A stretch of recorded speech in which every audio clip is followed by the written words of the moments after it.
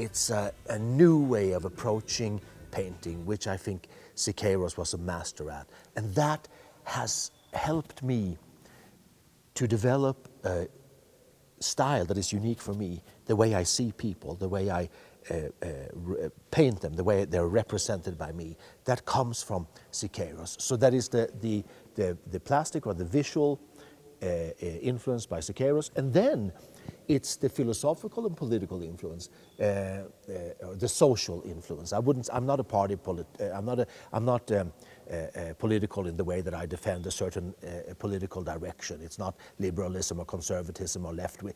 I'm involved socially. So it's the politics of humanity, and that's where I feel my own work reflects that as well. And Siqueiros has really helped me to develop that.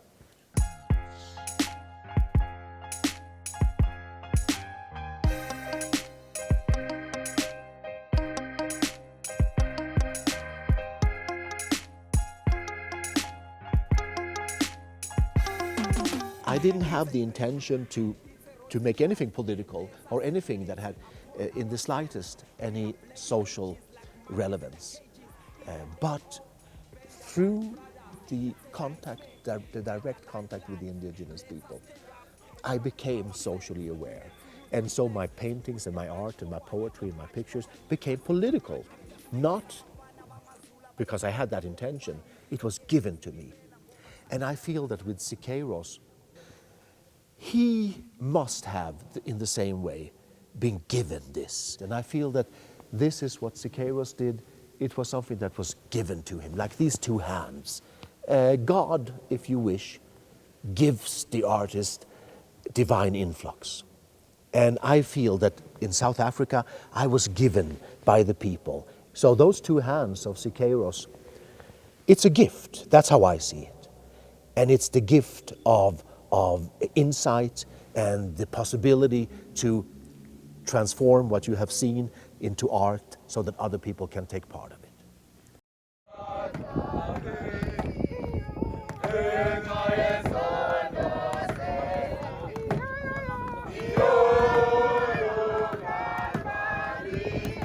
The artist's role, I think, is to look subjectively, not objectively.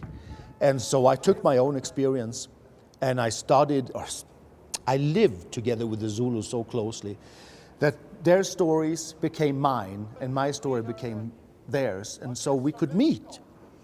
And then Jennifer Clement, who was with me in South Africa so many times, it was so wonderful to have her subjective view on this, where she could use her fantasy and also from a woman's perspective, write about what she saw and what she felt, combining it with the mythological stories of the Zulus, of the Zulu tradition, and of the Bible, you know.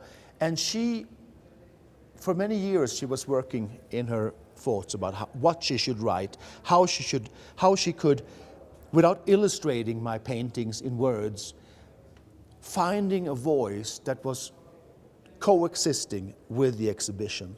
Él y yo lo platicamos y en un principio él quería que yo escribiera sobre su obra y yo dije no, que yo prefería hacer como una serie de poemas sobre lo que yo había visto. Entonces yo creo que, bueno, acabé escribiendo 21 cantos porque en la Biblia hay 21 sueños. Entonces como hay mucho en su obra sobre las historias de la Biblia, yo creo que tenía mucho sentido. Pero lo que yo cuento en esos poemas es esta cosa tan extraordinaria que sucedió, lo que era llegar en el avión y ver primero desde estar arriba, qué es lo que sucede abajo, y luego toda la experiencia de que llegaron enormes cajas de madera, pero enormes, en grandes camiones de mudanza llenos de los disfraces que se usan en la ópera de Malmö. Entonces, toda esa cosa tan loca de que abrir estas cajas y ver los vestidos de la Traviata, y luego de repente tenías a la princesa de los Zulus poniéndose el vestido de la Traviata. Todo era como muy intenso y muy hermoso.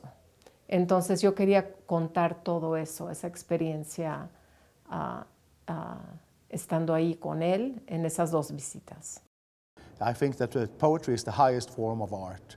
I think it exceeds painting, I think it exceeds music. And that is also where I could truly meet the Zulus, for example. It's through the poetry. That's where the true stories were created.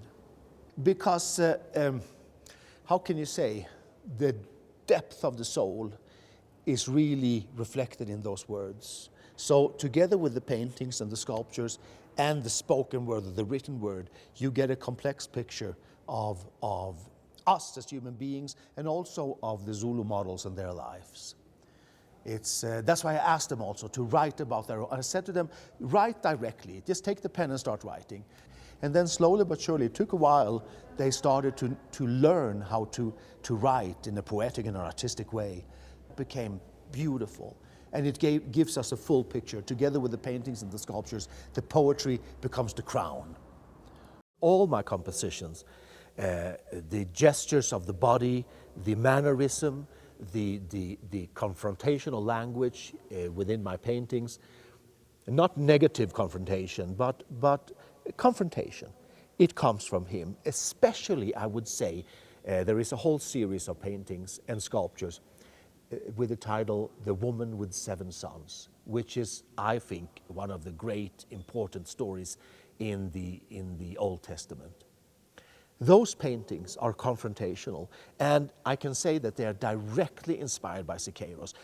And the sculptures the same way, the black patina of the bronze sculptures, their whole position, their composition is very inspired by Siqueiros.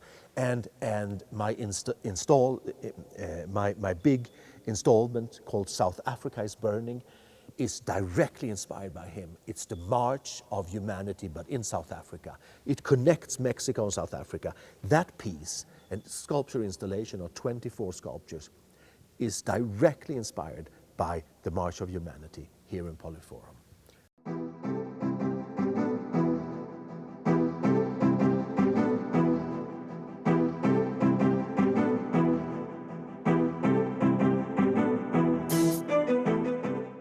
It's 2 strong forces that has been in human lives for as long as we have had human beings. Because I don't think we have changed so much as human beings.